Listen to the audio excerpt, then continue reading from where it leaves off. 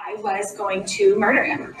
I was going to kill him, like the scriptures say, like Nephi killed him, just to stop the pain and to stop him coming after me and to stop him coming after my children. And I just felt I couldn't take it anymore. And I would go through the scriptures and find all the things like, if he comes against you once, if he comes against you twice, if he comes against you 3 times, then you can kill him. It says it in the scriptures in the Book of Mormon. I was like, there it is. There's my answer. I don't want to do anything that's wrong.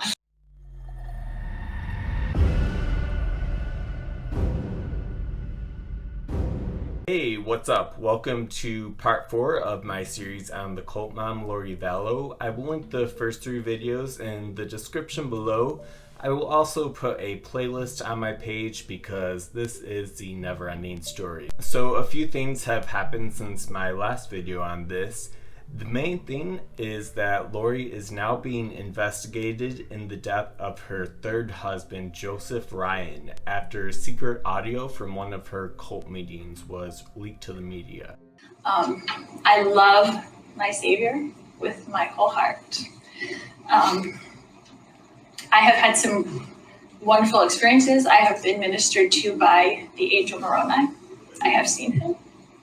I have had lots of angelic ministry with people who wake me up 4 o'clock in the morning and tell me things to do. I no longer need to sleep very much because I'm woken up constantly by angels and giving me instructions on things that I can do to help further the Father's work. I don't know if you want me to tell the story or you don't want me to tell the story, but I feel like you do want to. Your story's pretty meaty. Yeah. Are you awake now? It's been a long journey. There was a point in my life. There's a changing point in your life, right? You're a member of the church your whole life. I always loved the Lord. There's a turning point in my life that turned me to the temple. And this is what I teach everybody. And my change of heart was to the temple. So I had been married to someone who was very awful, who raped my children. And I had divorced him and gotten away from him. And he had joined the church.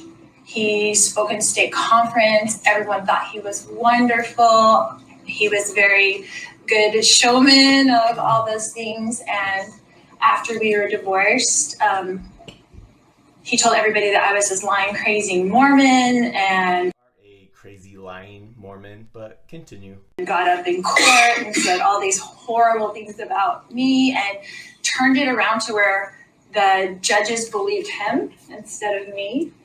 And he was constantly trying to get custody of my 3-year-old daughter and just to rub it in my face. And I went through a lot of years of this kind of hard stuff. And I was going to murder him.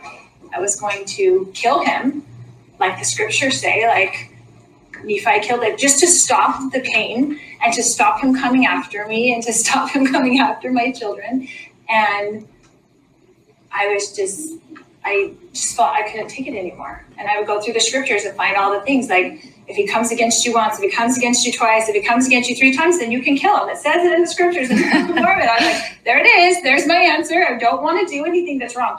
I did not have a murderous heart. I just wanted to stop the bleeding and stop the pain.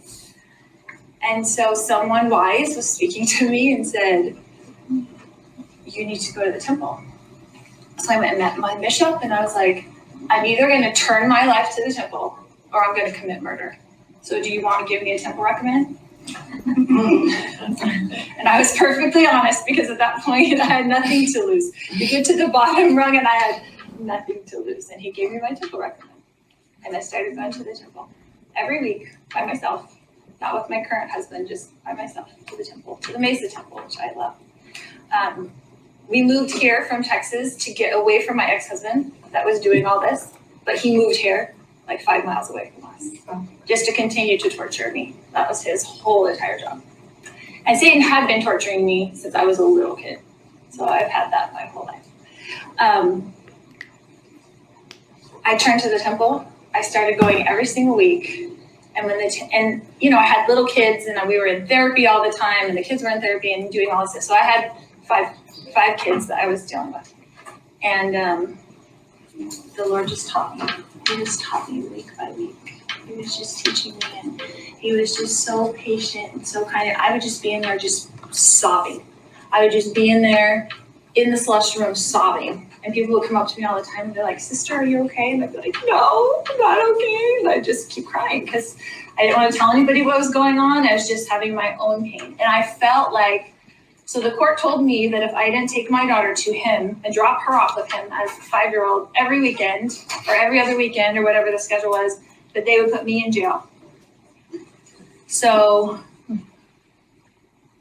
I had to go take her to this monster, my little sweet little baby girl, and drop her off. And then I would go to the temple and I would cry, and I felt like someone was just stabbing me in the stomach with a knife all the time. I felt physical pain. I felt so much physical pain and emotional pain and mental pain. And in the meantime, I was dealing with a husband and 2 stepkids and my 2 kids, and then waking up screaming in the middle of the night and night sweats and terrors and all the things that go along with everything that happens with that. And so I just turned it all over to the Lord. I'm like, I can't do it. You have to do everything for me. Can't do it. And he did. If there's any Mormons or former Mormons watching, can you tell me if that thing about it's okay to kill someone if they come against you 3 times is in the Book of Mormon? I obviously haven't read it. So on the audio, Lori talks about wanting to kill Joe Ryan and about angels making searches on her computer. Keep in mind, Lori is already being charged with the deaths of her 2 children, Tylee and JJ. She is suspected of the murder of her 4th husband, Charles Vallow. She is suspected in the death of Chad Daybell's wife, Tammy, who died 2 weeks before Cult Mom and Chad got married.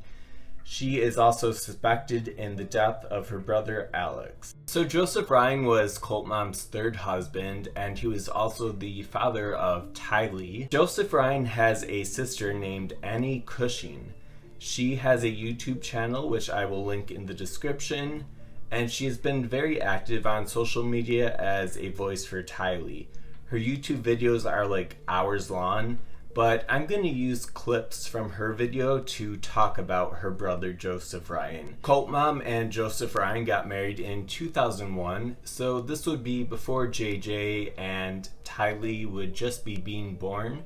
So it would just be Lori's son Colby, who is now an adult but was a child at that time.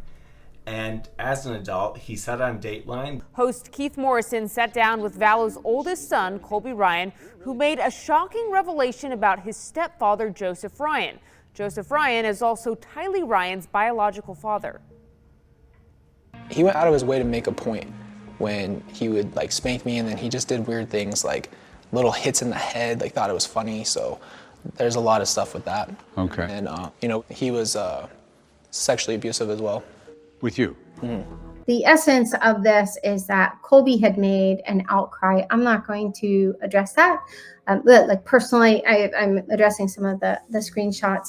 I will say, before I even say anything more, Colby was a victim. Like these kids Colby should have, you know, at this point he was, I think 11. I mean, he should have been thinking about like how to tell the first girl he likes, you know, catching, you know, or playing, I don't know, like video games and stuff. Like instead, these kids were coached and interviewed by a number of different professionals over and over and over. And you see here, she stated that she had been seeing Tylee, this was the therapist, had been seeing Tylee since she was 3. But backing up a little bit, she stated that she has been asked before by the detective if she had any concern with Colby being coached by his mother. Again, she is the therapist. She stated that she could see how someone could mistake what Colby is saying for Colby being coached. She stated that she could not give a definitive answer on whether or not he is coached. So Lori was trying to get Tylee to make an outcry since she was 3. Tylee, I'm told, never made an outcry, but Colby did on 2 different occasions. So the big question here was, was Colby, how much veracity is there to Colby's claims? And again, I mean, I have no ill will toward Colby with regard to this. He was a kid. He should have been treated as a kid. These kids were pawns in Lori's hands over and over and over. And, I've said this before, I really, really hope that, like me, I hope that Colby gets whatever help he needs. And So, Cult Mom and Joseph Ryan divorced in 2003, so just 2 years of marriage, and they really had a nasty divorce because of custody over Tylee. The allegations about Colby were brought up during the divorce. Lori would also claim in court that Joseph had a violent temper towards her and the kids. And I see Joe walking with Colby, but he has his hand bent back.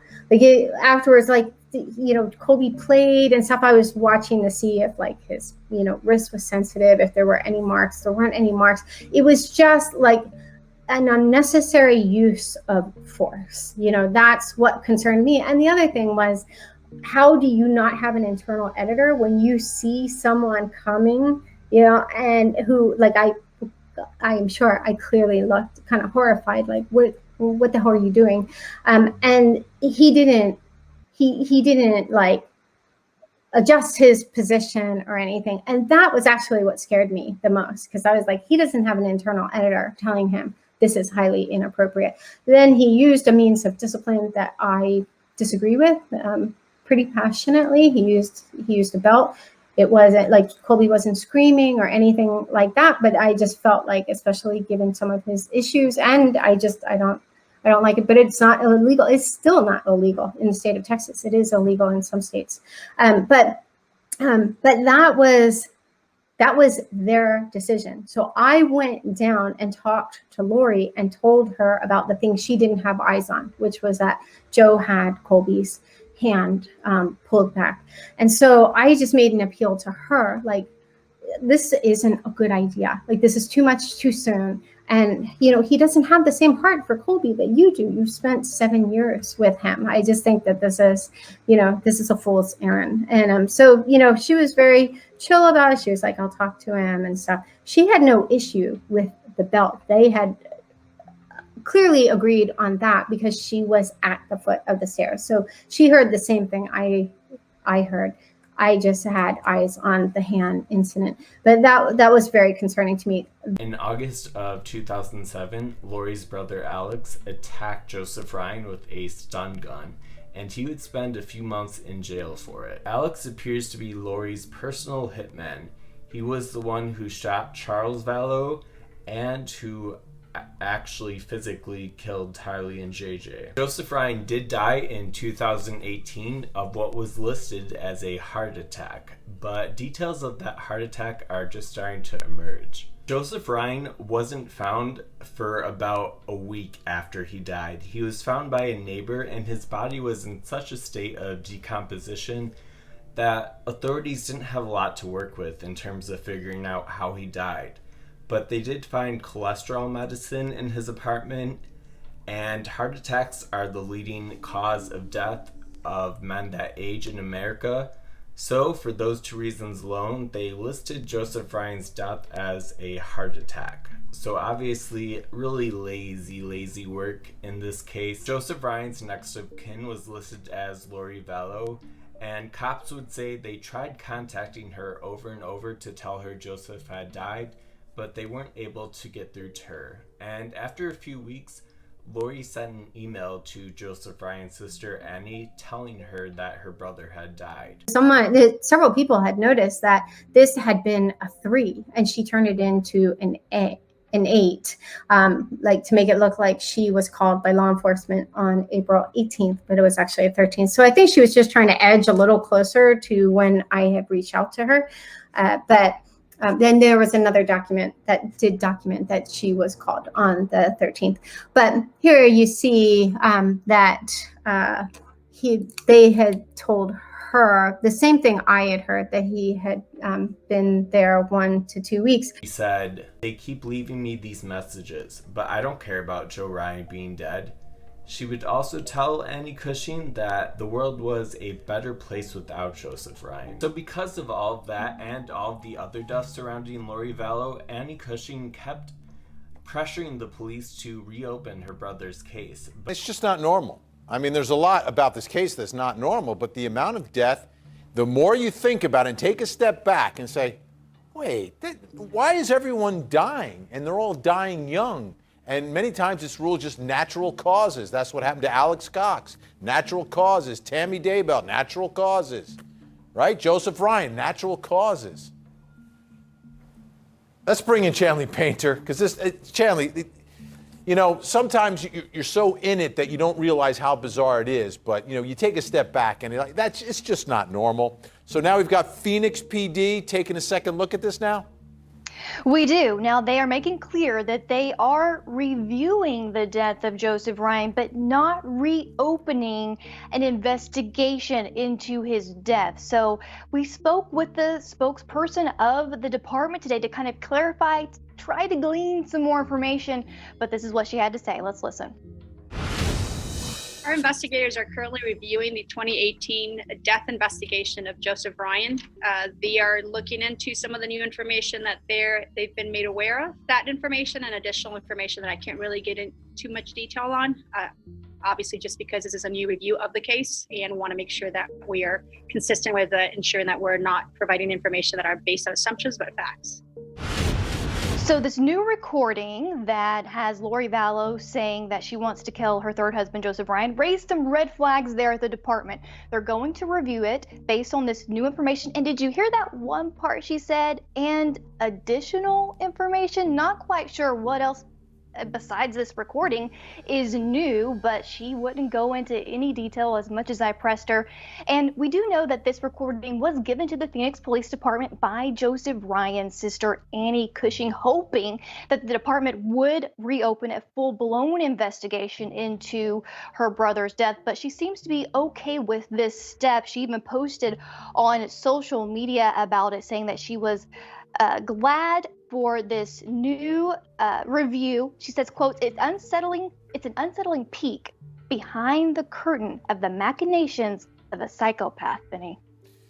Okay, so let's because what's so important in this case is the timing of everything, right? When certain things happen. So what's the timing of this recording relative to some of the other things that have taken place? Yeah, this is important to consider for all of us. And this was in October 2018. Now, it's important to remember this was during sort of an informal religious discussion or meeting associated with Preparing a People organization at the home of Melanie Gibbs. So on October 19th, 2018, here are some things to kind of put this in context and perspective. First, Lori was married to Charles Vallow. She'd been married to him for 12 years at the time of this recording. Joseph Ryan, her third husband, had just died 6 months earlier in April. Lori will go on to meet Chad Daybell, her fifth husband, 2 weeks after this recording. Lori's children, Tylee and JJ, are dead 11 months after this recording. And Chad and Lori will marry 13 months after this recording was made in 2018, Vinny. So I think one date that's really significant here is the date of Chad Daybell. So Chad Daybell, not a part of her life at this point, yet she is still throwing around, not like, oh, I'm going to kill him. It's like, murder him. I wanted to murder him. So to me, that is significant to get into the mindset of who Lori Vallow Daybell is versus who is Lori Vallow Daybell after she meets Chad Daybell. Let me know in the comments, do you think Joseph Ryan was Lori's first kill, or do you think it's just another coincidence in her life? All right, thanks so much for watching. Stay safe, and I will see you next week with another video. Bye.